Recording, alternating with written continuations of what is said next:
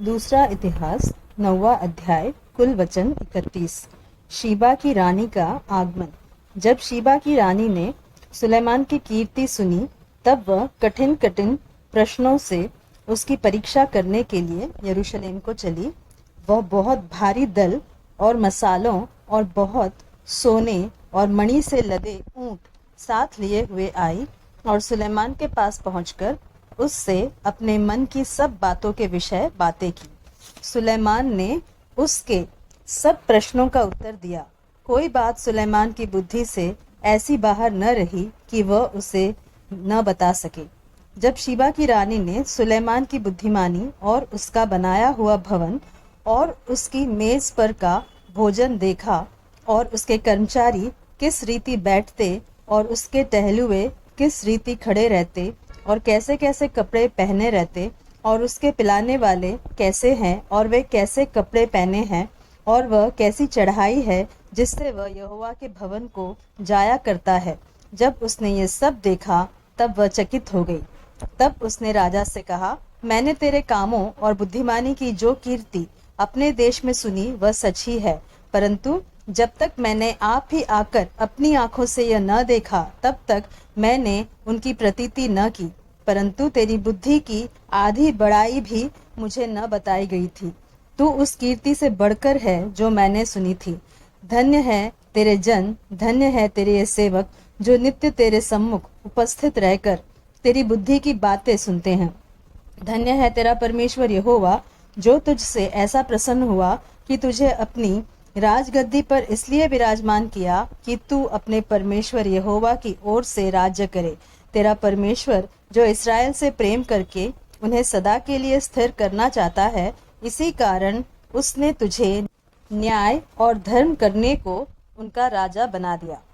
उसने राजा को 120 किक्कार सोना, बहुत सा सुगंध द्रव्य और मणि दिए, जैसे सुगंध द्रव्य शीबा की रानी ने राजा सुलेमान को दिए वैसे देखने में नहीं आए। फिर हुराम और सुलेमान दोनों के जहाजी जो ओपीर से सोना लाते थे, वे चंदन की लकड़ी और मणि भी लाते थे। राजा ने चंदन की लकड़ी से यहोवा के भवन और राजभवन के लिए चबूतरे और गायकों के लिए वीणाएं और सारंगियां बनवाई।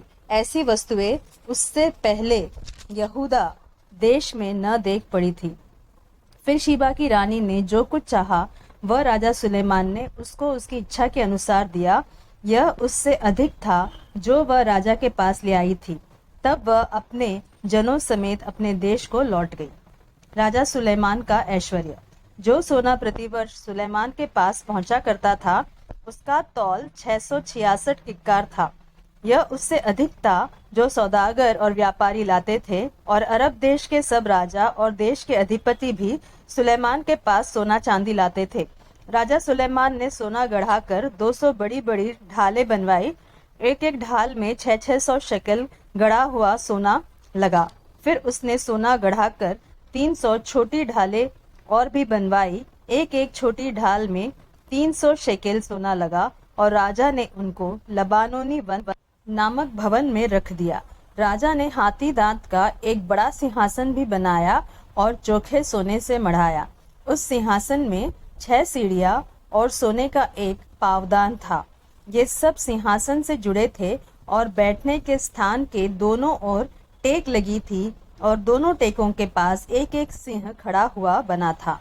6 सीढ़ियों के दोनों ओर एक एक सिंह खड़ा हुआ बना था। वे सब 12 हुए। किसी राज्य में ऐसा कभी न बना। राजा सुलेमान के पीने के सब पात्र सोने के थे, और लबानोनी वन नामक भवन के सब पात्र भी चोखे सोने के थे।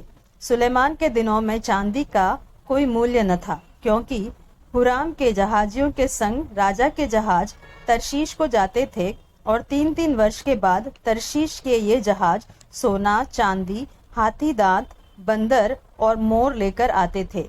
यो राजा सुलेमान धन और बुद्धि में पृथ्वी के सब राजाओं से बढ़कर हो गया। पृथ्वी के सब राजा सुलेमान की उस बुद्धि की बातें सुनने को जो परमेश्वर ने उसके मन में उपजाई थी उसका दर्शन करना चाहते थे।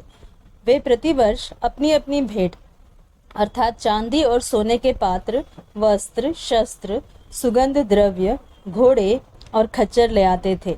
अपने घोड़ों और रथों के लिए सुलेमान के 4000 घुड़साल और 12,000 घुड़सवार भी थे, जिनको उसने रथों के नगरों में और यरूशलेम में राजा के पास ठहरा रखा।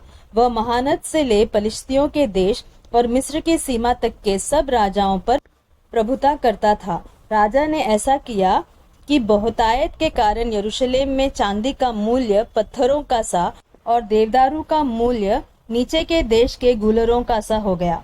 लोग मिस्र से और अन्य सभी देशों से सुलेमान के लिए घोड़े लाते थे। राजा सुलेमान की मृत्यु।